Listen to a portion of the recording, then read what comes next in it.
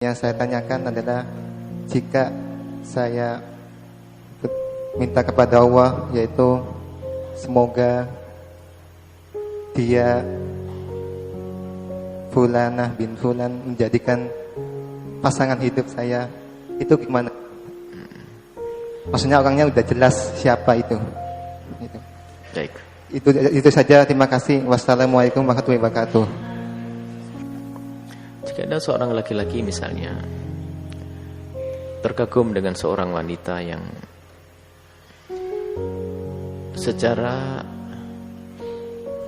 zahirnya adalah halal untuk dinikahinya, bukan ibunya, bukan kakaknya, bukan anaknya, orang lain, ajnabiyah, yang secara syariat boleh dinikahinya, ada kekaguman, apakah boleh kita berdoa, ya Allah, dia sangat solehah, jadikan dia istriku? Dia minta seperti itu. Doa semacam itu bukan sesuatu yang dilarang, karena orang boleh menginginkan kebaikan dari manapun datangnya. Cuma doa itu kurang tepat. Sebab dalam urusan perjodohan tidak begitu kaidahnya.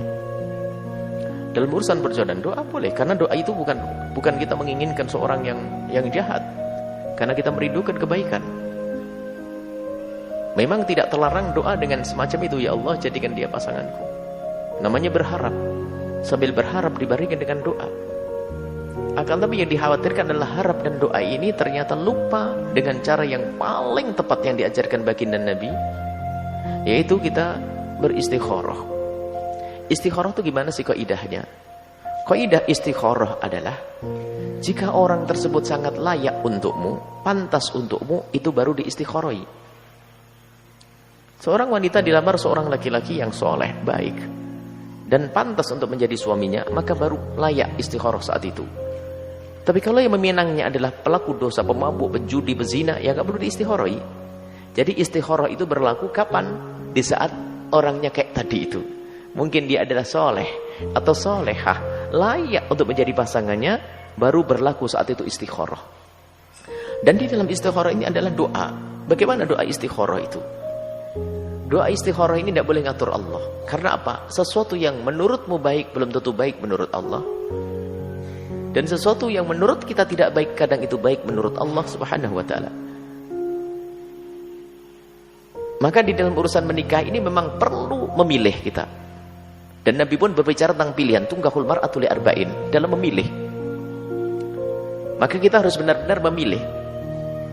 Memilih ini, di samping kita setelah memilih sesuai dengan syariat, kita serahkan pilihan kita kepada Allah dalam doa hadis sahih yang diajarkan Nabi. Doanya enggak seperti itu. Allahumma in kana hadzal amru khairun li fi dini wa ma'ashi wa aqibati amri faqturhu li.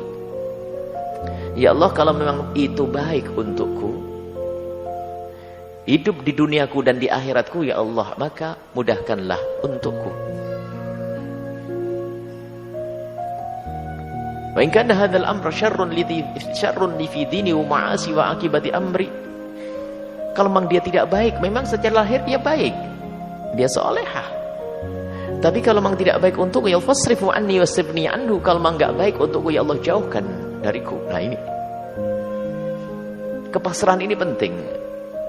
Jadi doa tadi sudah doa setengah maksa kepada Allah. Sudah. Memang tidak haram, tapi tidak begitu bimbingannya dari baginda Nabi SAW.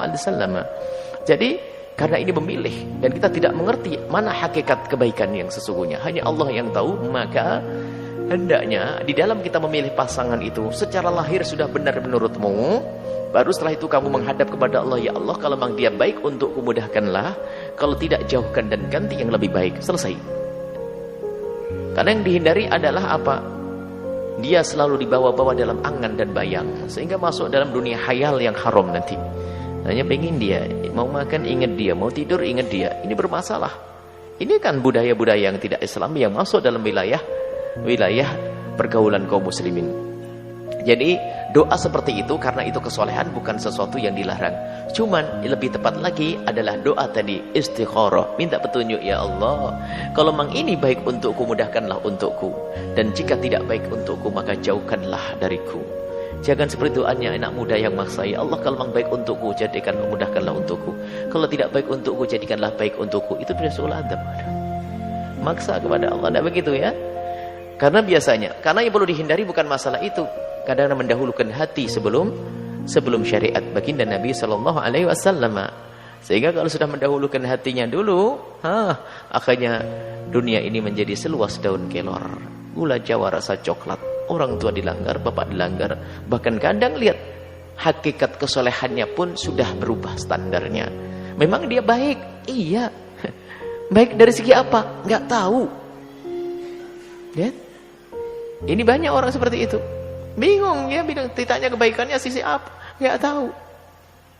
Karena mendahulukan senang duluan, ini bahaya. Dan itulah wala taqrabu zina. Jangan mendekati zina, yaitu dengan budaya-budaya memadu kasih sebelum adanya yang ikatan yang halal. Telepon-telepon, wah ini. Makanya kita tidak ingin mengantarkan, biarpun bahasanya doa bisa jadi mesum itu nanti. Bahasanya doa, ya Allah jadikan dia istriku. Nah, setiap hari doanya begitu, 1000 kali sehari. Artinya dia kapan dia menyebut namanya ingat dia. Ini berbahaya sekali. Ini merusak. Kalau sudah seperti itu berbahaya sekali, sehingga seseorang bisa di dalam kesehari-hariannya adalah hanya mengingat hal-hal yang semacam itu. Makanya kita ingin alihkan sesuatu yang lebih baik, yaitu dengan cara berdoa yang baik. Sehingga di saat pergi dan datangnya dia adalah enteng. Di saat nggak jadi pun nggak sakit hati. Sebab ada orang, lo lihat, saking bingungnya itu, minum baygon, ada atau tidak? Itu kan orang gila. Minum itu adalah es degan, es sirup. Ini gara-gara urusan-urusan yang namanya cinta sebelum waktunya itu. Cinta yang tidak syar'i itu adalah na'udzubillah banyak kehinaan-kehinaan. Allah dilanggar. Dan kita tidak ingin mengajari seseorang melanggar Allah. Dimulai dari itu tadi. Sehingga semakin lengket. Sehingga apa? Orang tuanya pun dilanggar. Saat orang tuanya gak setuju pun tutup. Karena seolah-olah di dunia hanya ada dia saja. Lihat bahayanya. Baik, maka jangan berdoa seperti itu lagi, akan tapi doalah dengan doa yang diajarkan Nabi. Kalau memang dia baik untukku, ya Allah mudahkan. Kalau tidak, jauhkan dan ganti yang lebih baik. Ngomong diganti yang lebih baik saja nggak berani loh. Saking gula Jawa rasa coklat.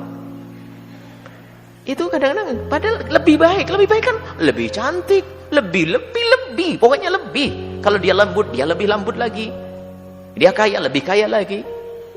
Lebih, tapi gara-gara itu tadi ya sudah ngomong, ya Allah kalau memang dia ganti, ngomong ganti aja nggak bisa, ganti yang lebih baik ya, Masya Allah.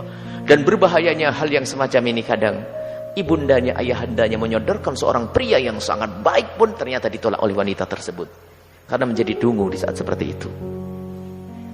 Baik, maka biasakan dengan doa yang diajarkan baginda Nabi, bukan doa yang seperti itu lagi ya.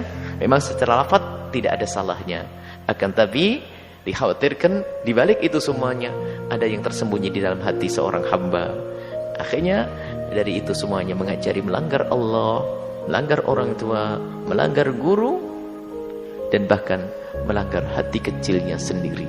Alangkah banyaknya seseorang memaksa harus menikah dengan dia, padahal orang tersebut tidak punya kelebihan sama sekali, karena sudah terlanjur kena panah asmara, jatuh cinta, nggak enak semuanya. Hati-hati ya. Maka doalah dengan doa orang yang benar-benar pasrah kepada Allah. Kalau ini baik untukku ya Allah jadikan, kalau tidak baik untuk